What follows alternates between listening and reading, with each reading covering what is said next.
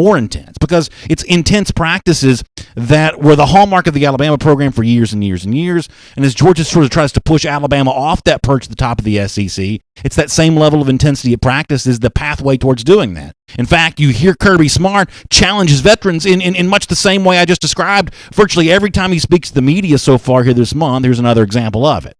I don't know. You call it what it is, but I know as I look out there, there's a couple guys that you would say, okay, this is the guy that maybe played really well last year, and he's not playing to the level that I think he can play to, and that's probably one of the scariest things that could happen to our team. But the good news is, in a lot of those positions, there's a guy just as talented behind him that's scratching and clawing, or maybe he just got here and is fighting for playing time, and that excites me because they're really eager to learn and they're fighting to learn, whereas sometimes you get a casual nature about you if you think you know everything or you think you kind of understand everything. So we've had to have some talks about that with some guys. The point here for me is I believe the national media will soon learn what I believe that Kirby Smart already knows, that there are guys on this roster who are not well known now who are just as good as some of the players that people think around the country they do know about the University of Georgia. And the overall bottom line here is that for me, this is both sort of an emotional and a practical conversation.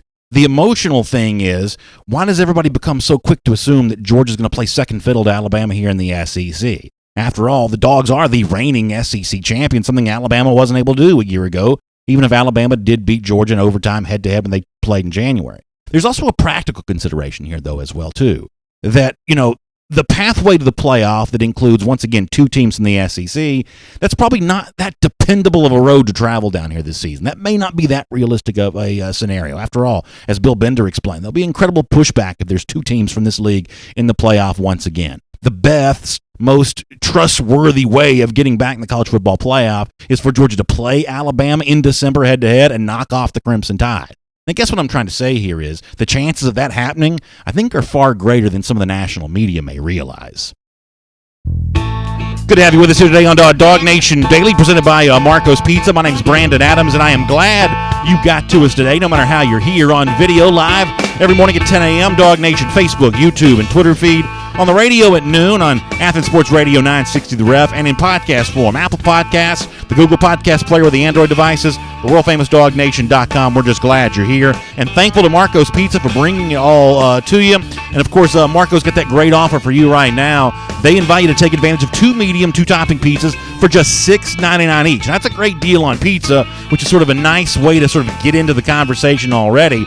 But listen, it gets even better when you realize it's not just any pizza. This is authentic Italian quality pizza made every store, every day, the Italian way at Marcos.com. I'm talking about that Gianmarco family recipe and the sauce, the three cheeses blended, melted together. Boy, I'm hungry for it already, and you'll love it too. And thank you all for those of you who continue to reach out to me on Twitter at DawgNation Daily to say how much you're enjoying Marco's Pizza. That's a huge lift for us here to know that you're having a great time the same way we are with Marco's Pizza being a part of our program each and every day. All right, we've got Mike Griffith coming up in just a moment here.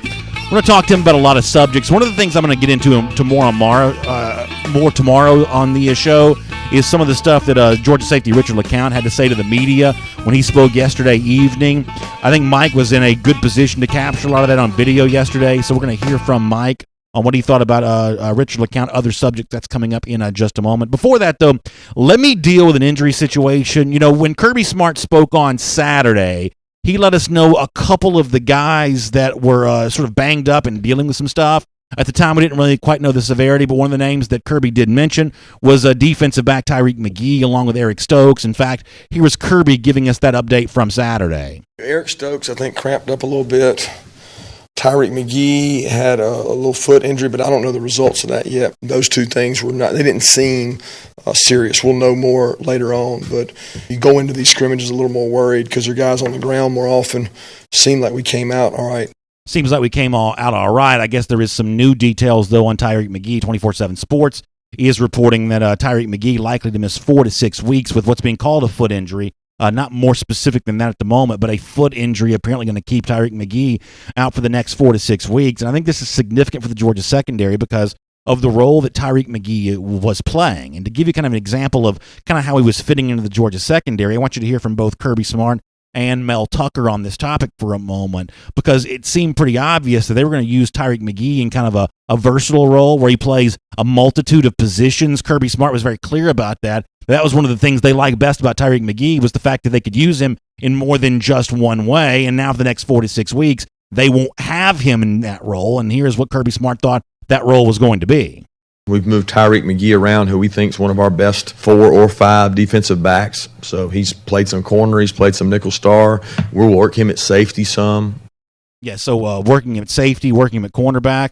And Mel Tucker, for what it's worth, feels the same way, that when you've got a guy that can play both the safety and the cornerback position, that's an incredible value for Georgia. And once again, a value that the Dogs, apparently at least for the next few weeks, are going to be missing. Here is more from Mel Tucker on that. That's huge if you have a utility guy like that that's a good player. You don't want to be a jack of all trades, a master of none. So it takes a unique type of guy to be able to play multiple positions and be able to produce at a high level. And we think Tyreke is that type of player. And so far that he's shown that he can handle that. You could relate him somewhat to Aaron Davis's role.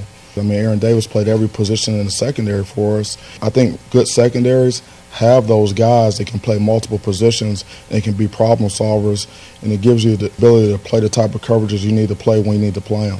I talked a lot off the top of the show about Georgia's chances of being in the college football playoff. I think one of the biggest concerns for UGA in getting back to that goal is the Georgia secondary, and that was probably true even before Tyreke McGee's injury. But if he's missing, a portion of time that takes him off the field for the beginning part of the season, I think that's a big deal for Georgia to overcome. I'll also remind you what we talked about on Friday's episode of our program, where we mentioned the role that freshman, now cornerback, playing exclusively at corner, according to Mel Tucker, Tyson Campbell's going to play here. I think that rising freshman here, especially with Devon Wilson's injury, becomes really, really crucial to this storyline here, because that Georgia secondary is one of those groups that we're still trying to see fill out with elite players at every spot. You feel good about one of your safeties. You feel good about one of your cornerbacks. You think that Richard LeCounte could be a rising star, but that still leaves the nickel spot and the other cornerback very much open for discussion. And as of right now, Tyreke McGee not able to fill that role. That is a storyline worth watching. Now, before I get on Mike Griffith to the program, speaking of Tyreeks, let me turn the attention to recruiting here just for a moment, because Tyreke Stevenson, the 4-star defensive back from down in South Florida, thought to be one of the prime targets for UGA here this season. He teased an announcement on social media yesterday. I want to show you this if you're watching us. It's on Twitter. He says, big news coming soon. Stay tuned. I don't think Tyreke has to worry about that at all. Georgia fans definitely going to be staying tuned, and a lot of other college football fans as well, to the decision made by Tyreke Stevenson. I think he's one of the biggest positions of need for Georgia in its 2019 class, and one of the targets I think that Georgia's probably the most interested, certainly a fan favorite among many UGA fans. We'll watch that and see how it goes. And by the way, we'll cover this story tonight on Before the Hedges, actually this afternoon, 3 p.m. Eastern time. Before the Hedges returns on all the DawgNation video channels and on podcast as well. We'll talk about Tyreke Stevenson and the DJ at Daniel announcement on Thursday. That's all coming up on Before the Hedges this afternoon at 3 p.m. here. Myself and Jeff Sintel looking forward to doing that with you. But that's later on. For now, let's turn our attention to the Dogs on the field, and let's get ready to welcome in Mike Griffith here to DawgNation Daily, presented by Marco's Pizza. Glad to have you with us. From Athens and across the SEC, or wherever the recruiting trail may lead, here's a DawgNation.com insider. One of the hardest working men in show business joins us here now. It is Mike Griffith, doing a great job of covering all the twists and turns of Georgia practice here this month for DawgNation.com. I've loved his videos. I've enjoyed his written work as well. He has really been great and all over the place. And Mike, first of all, thanks for being back with us again this morning. I appreciate you being with us and hope you're doing well. Yeah, I'm happy, Yeah, good to hear. And I was saying before you joined us that I thought that Richard LeCounte's moment with the media yesterday, speaking to reporters, I thought that was among the most fascinating conversations with the Georgia player we've heard so far this year. You know, Kirby Smart's obviously been pretty outspoken about what he wants more from LeCounte, what he thinks LeCounte is capable of doing. You wrote a very provocative piece about that at DawgNation.com last week. What did you make of LeCounte meeting with you and the other contingent of Georgia reporters yesterday? Well, I thought it was a great glimpse into, how college football works. So many times a coach will publicly challenge or criticize a player, and we all assume the worst, that, the player's in the doghouse, the coach is angry. But the reality of it is different players are motivated different ways, and Kirby wouldn't have challenged Richard publicly if he didn't know that Richard could take it, and if he didn't know that it would be effective. And you saw in that interview with Richard LeCounte, and in its entirety, was posted on DawgNation, just how resilient of a young man this is, just how confident of a young man this is. And therefore, it's going to take Kirby getting loud. It's going to take Kirby challenging Richard to get the most out of him. Clearly, Kirby Smart is not going to lower the bar. That tells you he has great expectations for Richard LeCounte. Well, I talk to Georgia fans every day, Mike, as you know, and I think the one thing I gather from speaking to them is that LeCounte's one of the most popular players on this team. It goes back to the 2017 recruiting class when he was really the leader that sort of corralled that class together. It's been sort of described that he was one of the first people to really buy into Kirby Smart's vision for the program, and so that's kind of the backdrop for all of this. Is there are a lot of Georgia fans really hoping to see a lot of good things from LeCounte this season because he's just such a big fan favorite. I think the conversation that LeCounte had yesterday makes him even more of a fan favorite with many of those same UGA fans because when you listen to LeCounte, Mike, what you realize is this isn't Kirby Smart versus Richard LeCounte. This is Kirby Smart and Richard LeCounte sort of pulling in the same direction or sort of swimming in the same direction. They both want the same thing. They want the best for LeCounte as a player and collectively the best for Georgia as a team here. And to see this sort of business-like approach that LeCounte took to all this of, hey, you know, I wouldn't be here if I, didn't think I could handle all this kind of stuff, and essentially kind of keeping his eye where it needs to be on the ultimate prize here. I feel like that LeCounte, who's already popular, I feel like he earned himself a lot more fans yesterday. Would you agree with that?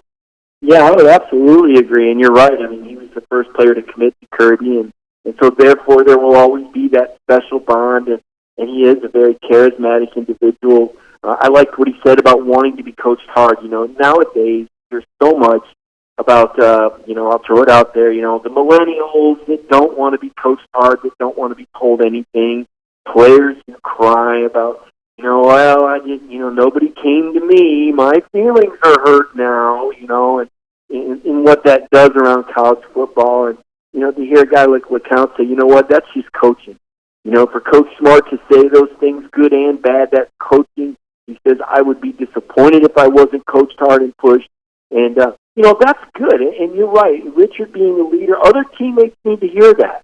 Other young players, Kirby was buzzing around there yesterday like a mad hornet. I wrote about that in practice. And, he was jumping in some faces and getting in people's throats and letting them know what he wanted. He was challenging those young guys. Listen, when it's 90 degrees out and you're tired, it's the dog days of fall camp.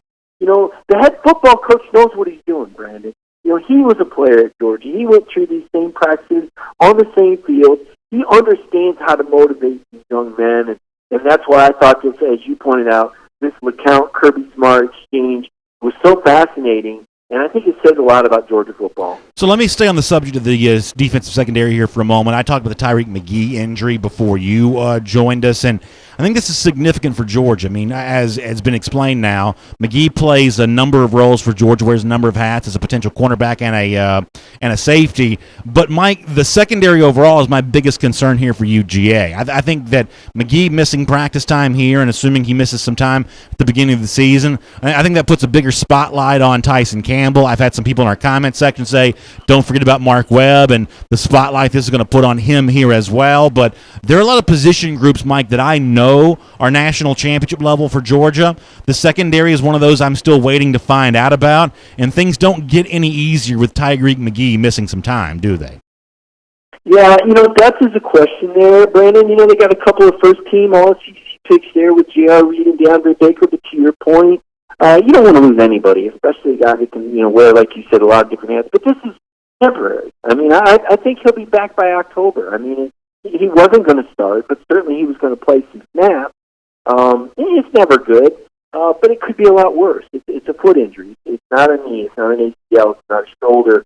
You're talking about one backup player out of 150 snaps in a scrimmage, which is pretty remarkable. Even Kirby, when I asked him about it Saturday, he said, I feel like that's pretty unscathed. Now, he didn't know the extent of McGee's injury at that time, but even so, that's relatively minor when you take a look around the SEC and see some of the names that are going down and, take inventory of the players that have missed time. So I'm not saying it's a good thing. Maybe pointing out the silver lining that, Georgia was able to get 150 snaps, and that was the only, injury of significance that came out of it.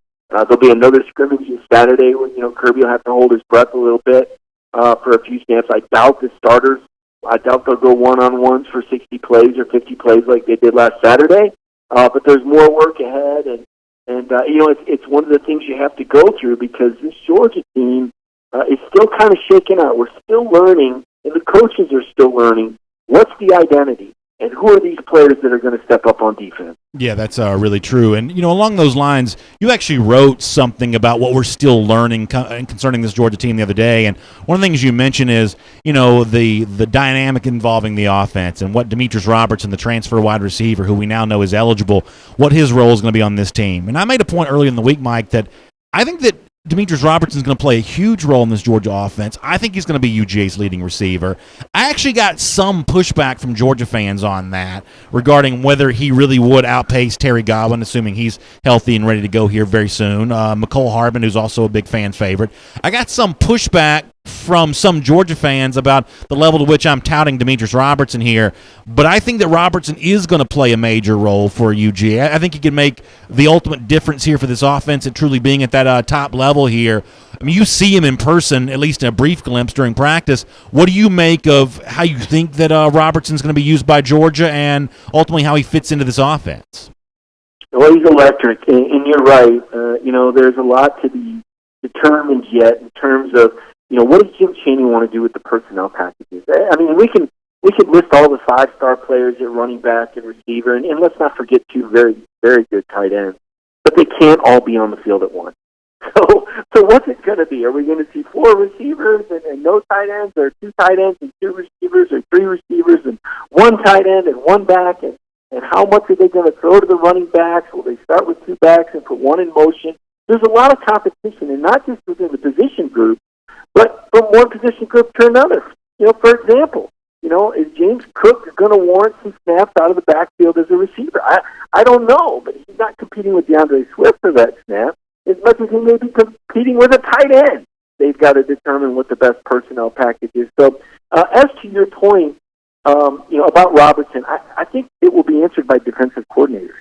And here's what I mean by that. They can't shade both sides of the field. Yeah. They can't double cover every receiver. So they got to pick their poison. Is it going to be Godwin? Is it going to be Demetrius? How about Riley Ridley? This guy had 6 catches in the championship game, DA. He looks like the first guy to catch a ball in every practice to me. And I might add, he caught a 50-yarder from Jake Fromm in stride at the start of that period as I looked over my shoulder and the media was marching up the field. So I wouldn't count Ridley out of that discussion. And do I think he's a difference maker? I do, because of the speed. Because when you've got a guy with that track speed and that type of quickness, it just scares the hell out of these defensive coordinators. And they got to set that safety. That thought about moving that guy up into the box, let's play him a little closer to the line. You can't do that because a guy like Demarcus Robertson will make you pay. And so will McCole Hardman. And Godwin is such a shifty receiver that can get open. And Ridley looks so physical. I'm telling you, this Georgia offense, if they can find that bell cow back, that dependable back that can go between the tackles, they've got it all. Yeah, I think it's really interesting. And let me follow up on the Demarcus Robertson thing here for a moment, because the one thing I have heard some Georgia fans say here is, he had 50 catches going back to 2016. I think that was the number. And people will say, well, yeah, that came in an offense out there in Berkeley that was looking to be a lot more up-tempo and throw the ball a lot more than Georgia's likely going to here in 2018. And, Mike, that's probably true.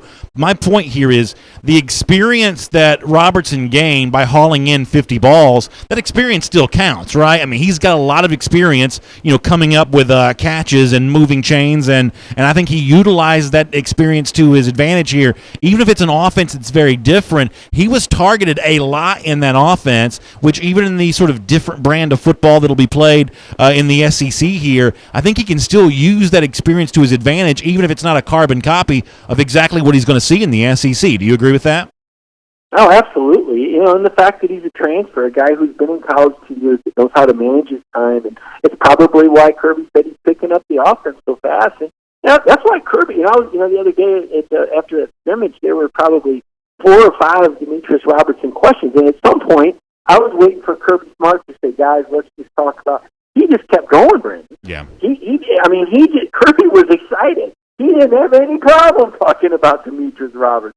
So that's what told me, okay, this guy really is a part of the offense. And the fact that Kirby was willing to answer all those questions, very telling, and sometimes people say, well, how do you know this?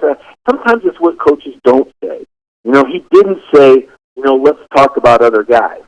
he kept talking about Demarcus Robertson. So to your point, I think he will figure into the plan. I also think that was Kirby's way of letting the team know, letting the receivers know. I think Kirby is extremely calculated with what he says and what he doesn't say. I don't think he makes a mistake and says something by accident. And so, therefore, I read into that pretty heavily, that Demarcus will be a part of the plan.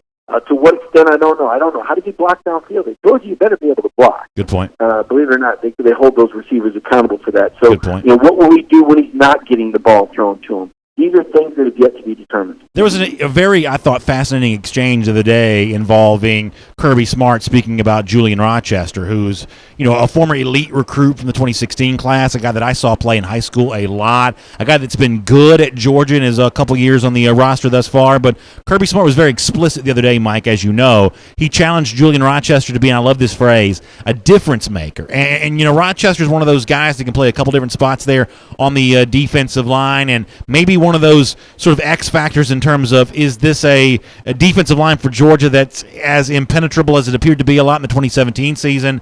If Rochester becomes the difference maker, then yeah, maybe that likely happens again. And if he doesn't, then the defensive line overall is going to suffer, right? Well, to this point, he's not John Atkins, and Julian is a talented guy, no doubt about it. But at 6'5", that's kind of tall to be playing the nose guard spot. Not saying it can't be done. I've seen.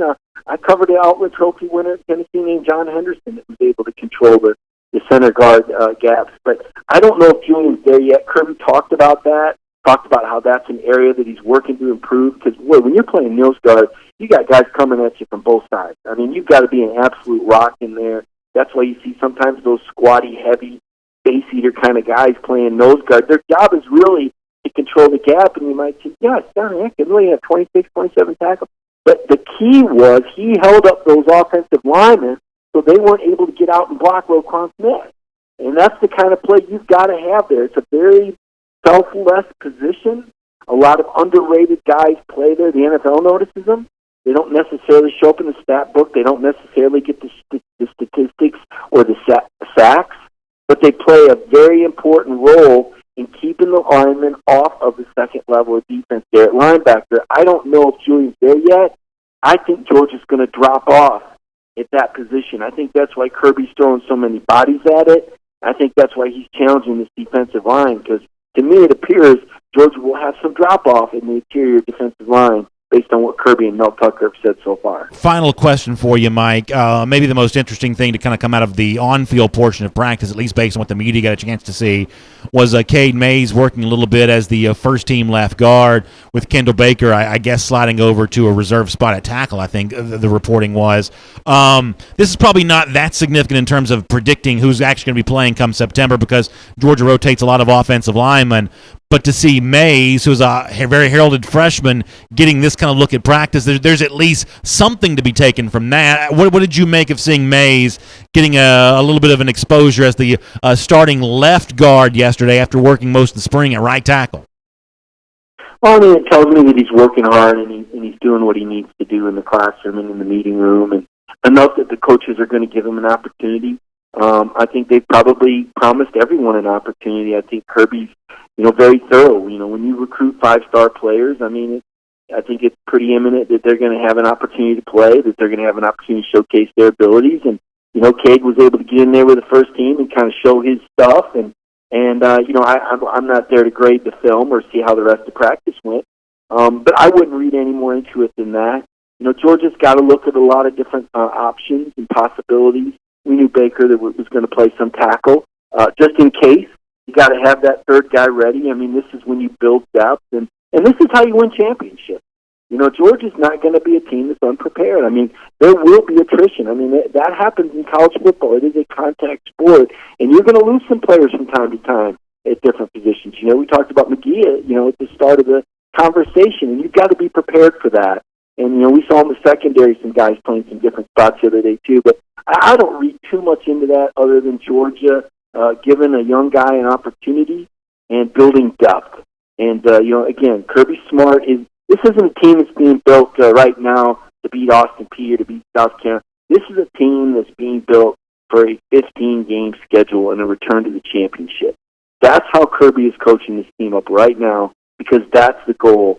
that's in Georgia's vision. Yeah, I think that's well said, Mike. It's really great to have you here on DawgNation Daily, presented by Marco's Pizza. We're loving your coverage there in Athens on DawgNation.com, both the videos that you've posted, the stuff that you've written. Just really, really great. A great way for all of us to get excited about the upcoming season. Thanks for what you're doing, and we'll look forward to speaking to you again soon. All right, appreciate the program, BA. Later. And we'll get the SEC. Let's take a look around the rest of the league. This is SEC Through. Really good stuff there from Mike Griffith. Fascinating there in that regard. And we hope to be able to have Mike coming up at the big event we're going to be doing on August 23rd. I say hoping to because obviously we don't know quite yet what the Georgia practice schedule is going to look like there that day.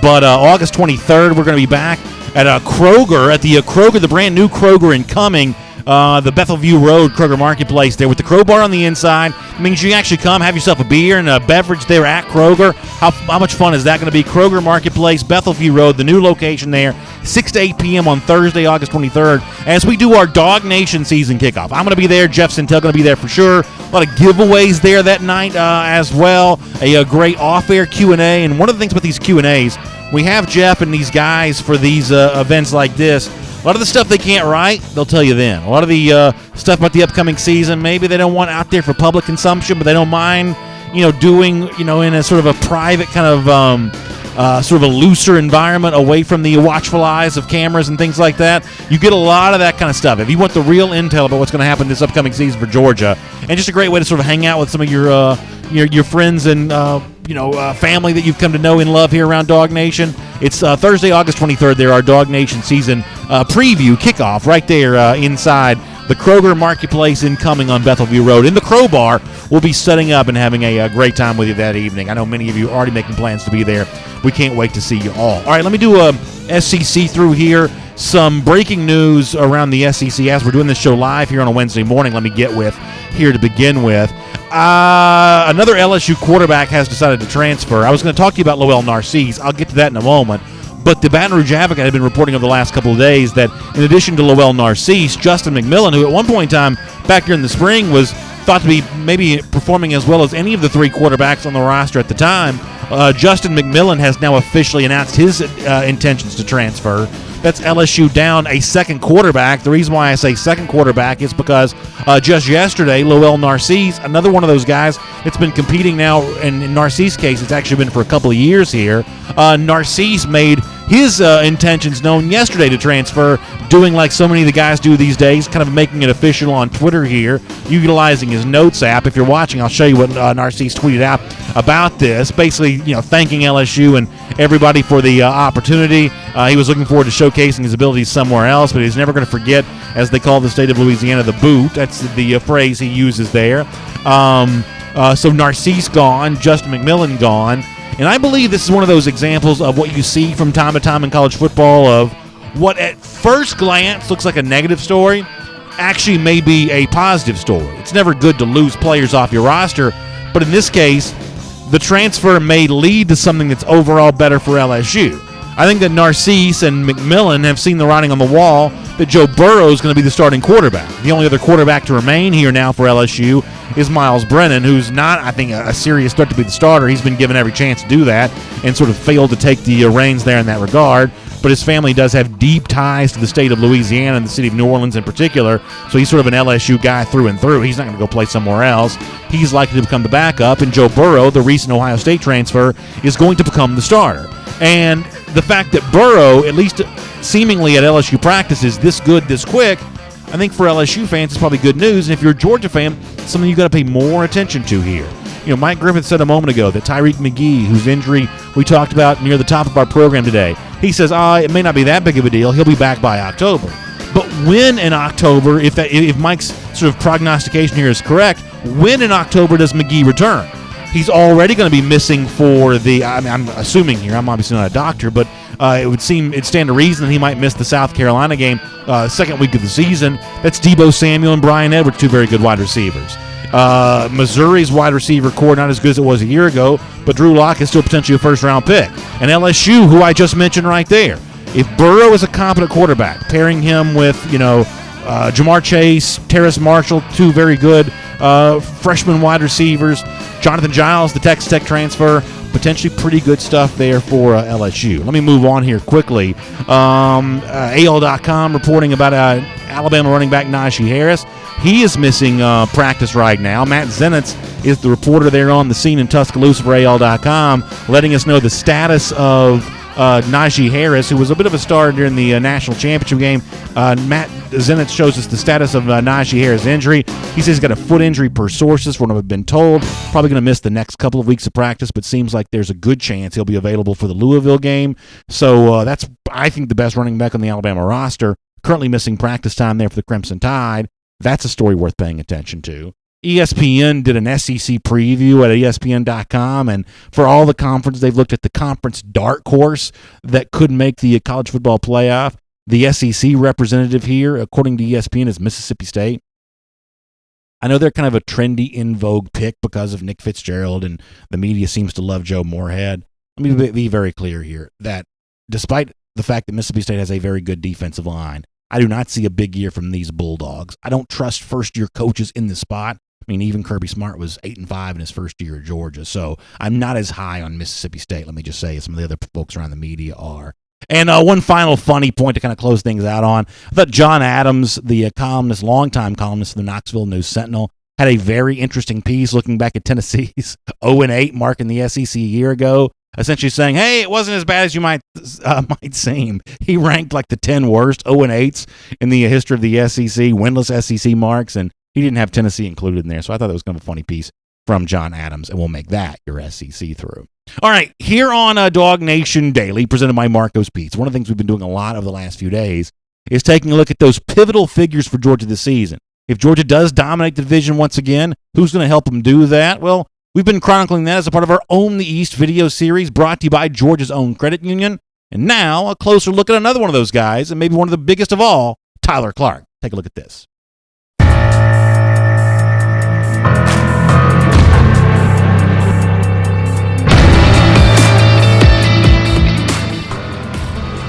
Georgia's own credit union presents Own the East, and look at the names to know as Georgia tries to get back on top of the division here for 2018. Hello everybody, I'm Brandon Adams. This is DawgNation's Chip Towers. We come to item number 13 on our list, which is the defensive lineman Tyler Clark. Chip, I love a good debate. This may be one of those names we could debate here a little bit. At 13, is there a chance that Tyler Clark's actually even more important than that for Georgia this season? Yeah, but we'll see as this year goes along, because Tyler Clark is really the only experienced defensive lineman on the interior defensive line. All respect to Jonathan Ledbetter, who we'll talk about at another point. But Tyler Clark is a mainstay on that defensive line for Georgia. And the interesting thing about Tyler Clark is, when he comes here as a recruit, he was probably the least talked about between Mikhail Carter and Julian Rochester in that very impressive defensive line class. It certainly was overshadowed last year by Trent Thompson. He had a lot of kind of baggage, a lot of question marks going into the season about him, but he was coming off a red letter season as a sophomore, and nobody was talking about Tyler Clark. At the end of the year, he ended up starting, 7 to 4 games or something over Trent Thompson, and had an unbelievable impact on that Rose Bowl game. If you can remember that, had a couple of great plays against Oklahoma in the Rose Bowl. I guarantee you those Sooners remember who he is. Yeah, there's no doubt about that. I mean, listen, Georgia fans are going to talk a lot about Clark this year because of the impact he'll make in 2018. But 20 years from now, Tyler Clark is still being discussed because hero in the Rose Bowl, one of the heroes, that's a pretty good level of cachet that he leaves his Georgia career with. He is, and the question, for Tyler this season is going to be, how well can he play? Because, he's going to have to play a lot more snaps. The one thing that Georgia's defensive line benefited for last year was being able to rotate so many players in and out of there. They're not going to have that luxury this year, so Tyler Clark's going to have to stay on the field a lot longer. Can he perform at the same level, at 60 snaps as he was at 30 last year? I think that's well said. A reputation that was in some way established in the Rose Bowl. Tyler Clark looks to build on that for 2018, and just maybe he could help Georgia own the East once again. Own the East is brought to you by Georgia's own credit union and Georgia's own Visa Signature Card, which gives 1.25 points for each dollar charged and can be redeemed for cashback, gift cards, travel, merchandise, and more. Check out georgiasown.org for more details. We talked early in the show with Mike Griffith about the role that Julian Rochester could play for this team here this season. Kirby Smart wants him to be a difference maker. We think that Tyler Clark likely emerges as a difference maker for Georgia if you want to go back to the Rose Bowl, where he really became one of the heroes for the Dogs out there in Pasadena.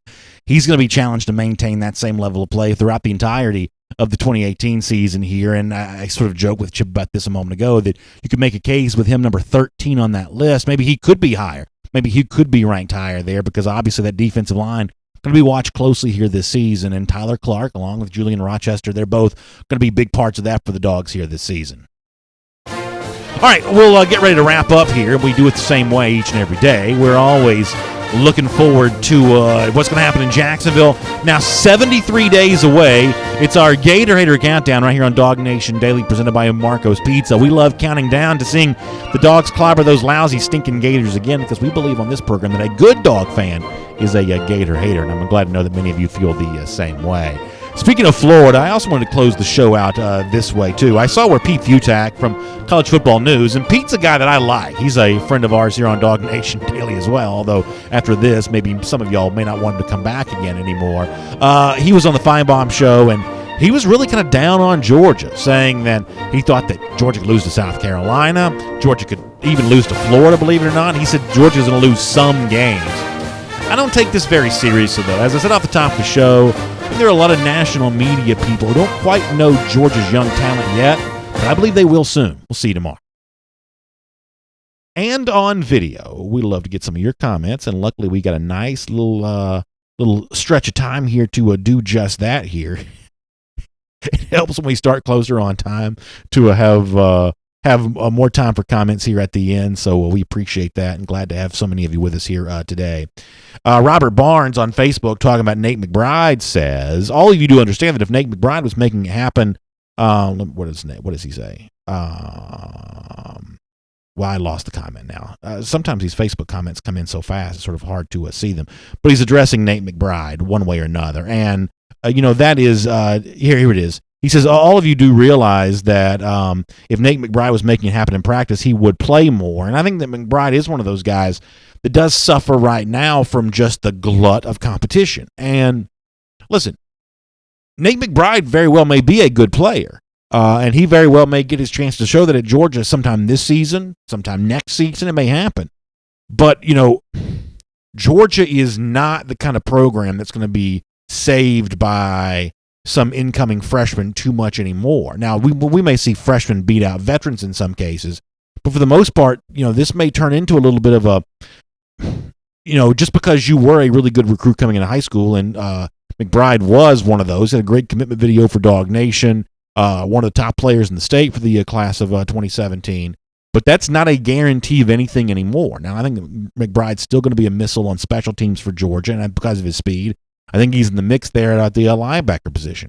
But Kirby Smart's got a lot of choices he can make with those interior linebackers right now. You can put, Tay Crowder on the field to pair with Natrez Patrick and sort of that bigger look, kind of a run-stopping front with your linebackers.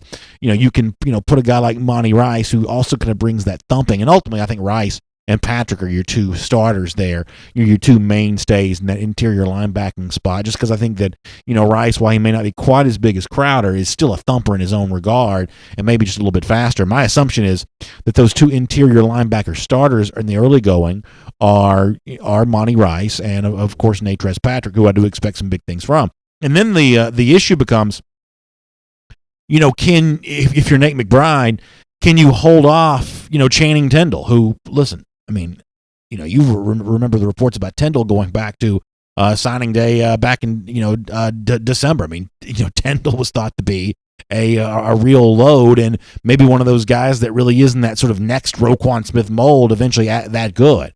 Quay Walker, who Georgia I think can use in a multitude of ways, McBride's going to have to battle him and hold him off and, make sure that he's in a position to get on the field before Quay Walker does. That's, listen, the beauty of the roster that Georgia's putting together is the 11 who are on the field are likely to be pretty good. The, I guess, sometimes irritating thing for some fans is that some of our fan favorites, some of the guys that we sort of, fall in love with in the recruiting process or, see some high school film on and think that guy's going to be, great when he gets to Georgia. In some cases, we're going to have to wait a while to see that sort of, materialize because of just how deep the overall roster is. But I think it's also, way too early to count out Nate McBride, who at a certain point in time can make a big, big impact. Santiago Diarn's got an interesting idea. Santiago says, BA, can we set up a DawgNation invasion to a Braves game? Acuna's on fire. I will fly in from Missouri for that. I think that's a really good idea. First of all, because I don't know if y'all have been paying attention. Now, we also got people who, Santiago's in Missouri. We've got people from sort of all over the world that watch DawgNation daily. I live in Atlanta. DawgNation World Headquarters is in Atlanta. So not everybody that's listening and watching is necessarily a Braves fan, even though the Dogs and the Braves are share the same state together. I am a big Braves fan, and I was watching Acuna again last night with the 2 home runs. He started. Is this right? I mean, it's 3 consecutive games, I want to say, with home runs. It's amazing the run that he's been on. I think he's homered in 5 straight games. Georgia, who is collecting its share of 5 stars. The Braves are kind of doing their own version of that with minor league talent here, and Acuna, the latest example of that. A little DawgNation invasion to a Braves game would be awesome. And to be self-serving and sort of vain for a moment, I wonder if we could ever get a big enough crowd that I could throw out the first pitch. It's always been one of my bucket list items. I'd love to throw out the first pitch in a Major League Baseball game. I wonder how many DawgNation daily listeners and viewers we'd have to bring to a Braves game before they let me throw out the first pitch. That'd be kind of a nice thing to think about there. But yeah, Santiago, I think that's a really good idea. Speaking of people being around the world, Stephen Folker checking in from the Czech Republic. Stephen, thanks for being with us on the program today. Really, really appreciate that for sure, and hope you're doing well. Justin Kyle Haley says, how's Kearis Jackson looking? I watched him a good bit throughout high school and wonder how he was going to fit in. So it sounds like that Kearis was practicing really well for Georgia, although I guess he is dealing with a little bit of a Connor, was it a knee injury that Kearis Jackson? He's got a little bit of a knee injury right now. I don't think it's that serious, but he did miss a little bit of practice time. So at least for now, he's a little hobbled on that. And one of the things that you think about, this happened with Elijah Holyfield a little bit in 2016. Those little nagging, hobbling injuries in the sort of August period of practice, they can hurt you if you're a freshman. I think that Holyfield might have played more early in his freshman season had he not dealt with that ankle back then. And I think that Kearis may be kind of in the same way of, hey, maybe he's a threat to be on the field. Kearis, when you see him in person, you watch him in high school, he's a bigger guy than you realize. He's kind of thick, a slot receiver. And that's kind of an interesting guy to think about how you use him. Maybe some of those crackback blocks and things like that. So I imagine that they've got some plans for Kearis Jackson, and hopefully whatever injury he's dealt with here doesn't slow him up too much. Chris Branham says it's 5 o'clock in the Czech Republic right now. That's dedication to the person who's checking in on us. Yeah, we really appreciate that. Really appreciate that. Let me go over to YouTube for a second because I haven't said hello to our YouTube audience as of yet today. We will get them. By the way, y'all, don't forget, Before the Hedges today at 3 p.m. Looking forward to that. Really excited about that. We got some good stuff. Mike Johnson's daddy says, I bet BA would underhand the ball. Now, that's not fair. And here's one of the things where, I've probably done myself a disservice. I sort of talk about myself at times being, not exactly the most athletic specimen. And while that is true, I'm a better athlete than some of y'all probably realize. Now, could I throw a strike from 60 feet, 6 inches? Probably not. But I'm not underhanding the ball. I could throw a baseball fairly well. I mean, not better than most of you, but I'm not going to bounce the ball there if I throw from the grass. If I stood on the grass in front of the mound, I could probably throw something that looked to be a strike. But I'm not going to be throwing underhand. Come on, MJD. Come on. Give me more credit than that. Jacob Mahaffey says I could sing the national anthem. That's the one thing that I don't need to be doing. That might create a whole lot more protests than anything else if I was doing that. No one wants to see that. Brian Kephart says, BA, we know you got a 70 mile per hour in you. I don't quite believe I've got that. I'm more of a slow curve, sort of a knuckleballer maybe. That's probably a little bit more than what I am. If you're old enough to remember Tim Wakefield pitching in the major leagues, that's probably a little bit more of my speed. I'm not telling you I'm going to bring any zip or velocity on it, but at least it's going to look like a throw. Yeah, MJD, I know where you're coming from on that most recent comment. I think you're probably exactly right on that, Mike Johnson's daddy. For those of you looking at the comments on YouTube. Fishing with Tiny Bass says, I'm so excited for this season, probably the most excited I've been in a long time. I agree with that, Fishing, because I think that, for those of you that ever watch like the Netflix shows, the HBO shows, you know how like when one season ends with like a great cliffhanger, a very dramatic close to a year, it's like you can't wait for new episodes to show up, whatever show it is you might, watch. You just can't wait for those new episodes, that new season. Georgia had kind of the same thing, sort of the cliffhanger ending of the Rose Bowl couldn't have been any better. The national championship game couldn't have seemed to end any worse. And yet the future appears so bright, the drama going to be so intriguing. And I mean, I'm just starved for it. I'm really ready for it. Really excited about it. Jermaine Dunbar says that he wants to see me do the nay. Alexander Rain says he wants to see me do the in my feels deal. So the one thing that I'm not going to oversell my ability on is I'm not much of a dancer. I'm not sure I could do the in my feels video, and I'm only vaguely aware of what the nay even is. I'm ashamed to say. So I'm not like the world's greatest dancer necessarily, which would make some of y'all probably like it even better. Maybe at some point in time I'll do that. I tell you what, if Georgia beats Alabama in the SEC championship game, at that point in time I'll be doing every kind of dance you can imagine at that point in time, and I'll make sure somebody's there to get video of it. John Hamilton, to go back to these ideas, what can happen in the Braves game. Do y'all know what the freeze is? The freeze is this character that kind of comes out in the midway point of the game, and it's actually a great promotion where somebody takes off running. The freeze, who's like a college sprinter of some kind, gives the person like about a 50-yard head start or something like that, and then takes off behind them. And the freeze is lost a few times. So the mystique of the freeze, if you don't mind me saying, has sort of disappeared just a little bit. But nonetheless, it's kind of cool to watch the freeze sort of close the gap on the person that he's racing against. Somebody said that Jeff and I should race the freeze. On my best day, I was the slowest person you've ever seen. I mean, I've never been, very speedy. I wonder what kind of runner Jeff is. Jeff's always always sort of has those fancy like tennis shoes and stuff on. I bet Jeff is probably a sneaky good runner. I bet he's probably a sneaky good runner. Maybe we can get Jeff involved in that. Maybe if I can throw out the first pitch, Jeff can race the freeze. Marcus Simmons says I should do the twist. Unfortunately, I probably know more about the twist than I do the whip and the nay-nay. Matt Rukavina says the whip and the nay-nay, that's old. My 10-year-old's doing the floss now. Yeah, I see a lot of these young kids doing that floss dance. I can't do that either. As a matter of fact, I can't even figure out how you do it, because most of the kids that do it so fast you can't even quite tell what they're doing. But I see young kids doing that all the time. Even my 3-year-old daughter was trying this the other day. It's amazing how this stuff sort of gets around. Rode Williams says, and I hope I pronounced that correct. Rode says, it's hard to believe, but this year's team might be better than last year's team. And I know this sort of sounds like the kind of thing that you're sort of supposed to say. If you're in my role, I got the red and black on, I'm doing DawgNation daily of, hey, this year's going to be even better than last year.